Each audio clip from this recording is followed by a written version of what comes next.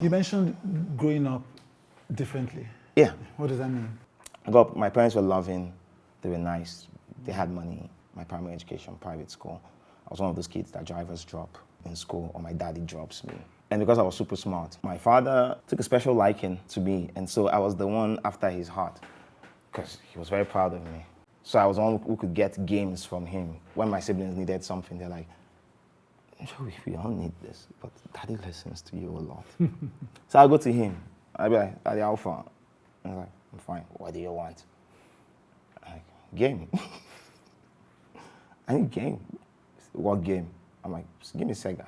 He's like, okay, I'll give you, he created a reward system.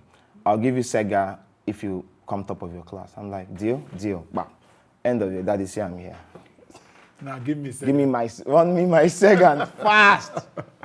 Yeah. He goes, I'll come back in the evening and he's bought all the games and stuff. And I'm like, And so she died and my world changed completely. How old were you at the time? My mom died when I was like 6-ish. Your dad died when you were 7, you said? Yeah. Right. So what, in quick succession? Yeah, you could say that. And I didn't know, all of a sudden people started using the word orphan around me. Now listen be this now. The only orphan I'd seen was Oliver Twist. But the day it dawned on me was during the wake keep, for some weird, funny reason in Port Harcourt, the entire street had come out. He was a very popular man in church everywhere. This was a man that had V's. I look at his spitting image. He was tall. I don't have his height. My mom took that one. Well, he was tall. He had V's. He had chains. I don't have a chain now. He had chains. He wore sleeveless outfits, like shorts. He was that hip during his wake keep. For some weird reason, they called all the kids out to come dance. Yeah, in the center. Papa don't die. Papa don't die. It's so funny. But yeah, we're laughing.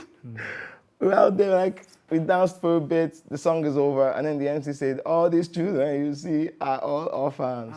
And the entire crowd, the entire street was blocked. He was such a great guy. He made his money from gambling, from building gambling businesses, pool. Right. He controlled a lot of the pool market here in the South. Candy pools, offices everywhere. I was driving from here to here to here, I was always with him. And when they said that, the entire audience screamed, hey! I'm like, oh shit, we're fucked. Why do you think that?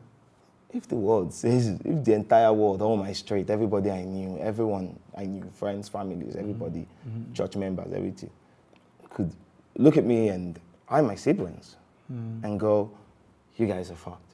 Right. So you felt branded. Yeah. And so life changed. What are the most significant ways in which life changed? The ways in which it changed, we went to the village, did the burial. Then, because my dad came from a very poor family, very poor. And he was the guy who made it out. He was the only rich one. He was the one who left, went to build a life. He was the one who made money. He was training everybody's kids in school. The ones who go to school and teach them, carry them go office, teach them in business. And then he disappears, we go back to that village. Everybody comes, people from the church, all of that happened. And the first thing I knew was that I wasn't going back to Port Harcourt. I want to go home. And you're like, your father's younger brother is going to take you with him. Like, to where? Ebonyi State. Geez, the end of the world. And so we split, everybody split. Put me in a bus. I'm like, I'm in a bus now. It's an unfamiliar feeling. Yeah, we don't enter buses. What happened to all his wealth, though? I saw people fighting. So his siblings began to fight about it? Yeah, people fought, people threw punches, people took this, people took that. Everything just started vanishing. All his wristwatches, his outfits, everything.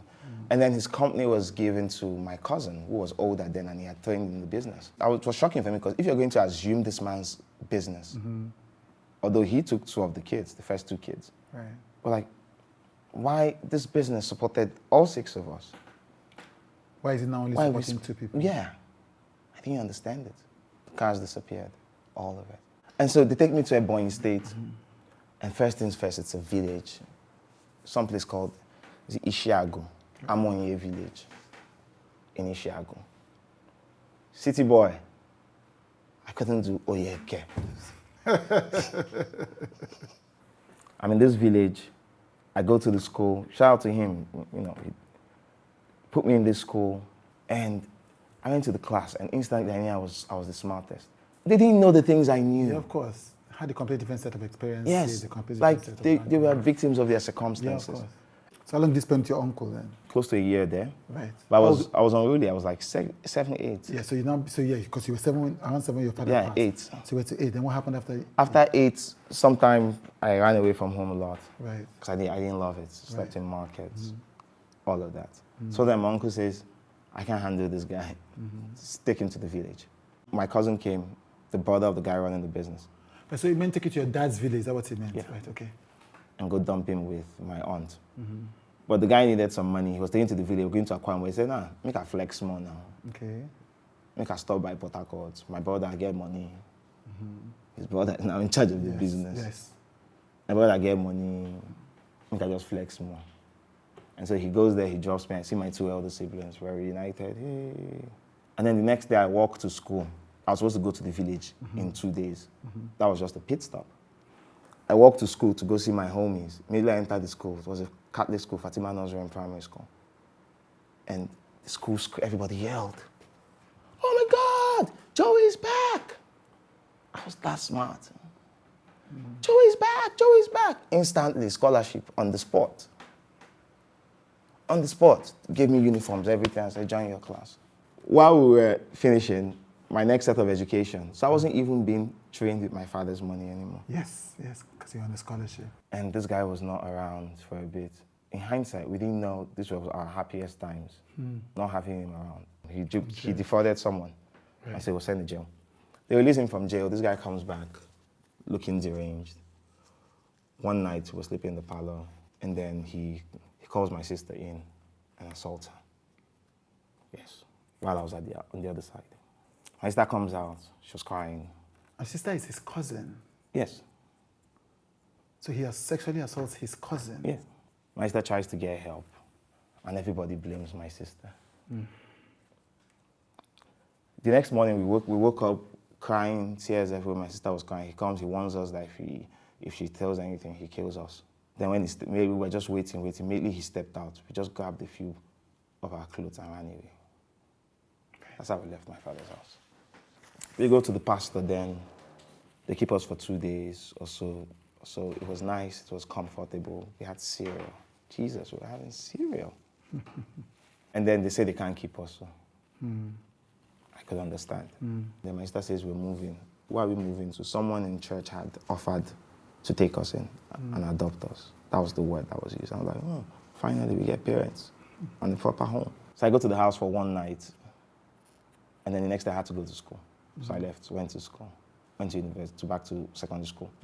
But then I came back, and I discovered that I wasn't being adopted. Okay. We were the new helps. And so these people that I thought were parents had become my masters. We were dehumanized in very crazy ways. For the most part, we couldn't stay in the living room. We couldn't sit on chairs.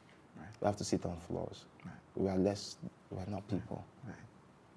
We couldn't touch the appliances. Every bad thing that happened in the house was our problem. So I did this for 10 years, through secondary school. Through university? Through university too. And you with the same family? Yeah. Right. 10 years. Right. So 10 years of living with those you effectively considered your masters? Yeah. And then one day, I finished school. After I finished writing exams, everything. That thing is a whole different story, bro. Right. They gave me my pocket money for the entire semester. Who, the family you were living with? No. The family still was not sponsoring my education. Right. The church was sponsoring my education. So the church was still sponsoring your education? Oh, right. The Men's Christian Association. Right. So just this family was just housing you? Yeah, and feeding me. But they took their toll. You took their payment for the feeding and the housing? Yes. That's how I felt. And, you know, they might listen to this because the children follow me. They're effectively my siblings. And they might say, this person. But at the same time, they weren't seeing what we were seeing. Normally, I didn't eat in the on the dining table. We ate in the kitchen.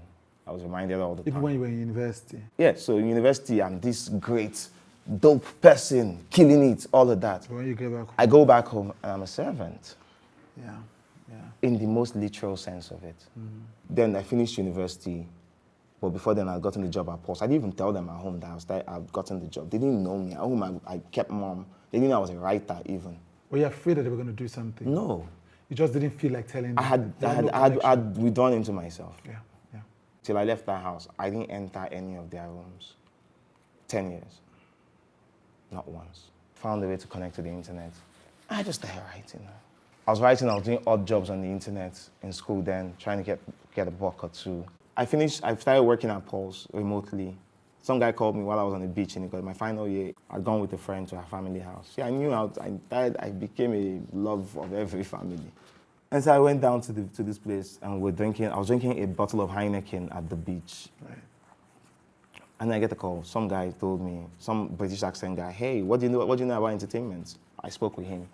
He's like, okay. Right. And that was it. You're hired.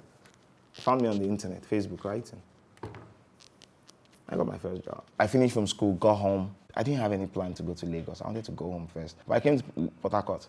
And all of a sudden, I was now treated like I had value. Yeah. By the family? By my guardians, yes. Why? Because they thought you had a job now? No, like I don't graduate.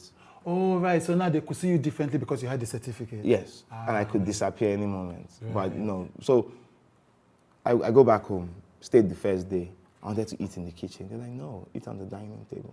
Just like that? Yes. I'm like, sure. What be this? They were poisoning you. Like what be this? Bro, I go sit down for kitchen. Now they are the chop. And now someone was checking on it for the first time. Are you okay? I'm like, yes. Somebody gonna go get this in my head. I'm like, yeah, I'm fine. I'm like, You want to watch TV? Turn on the TV. That.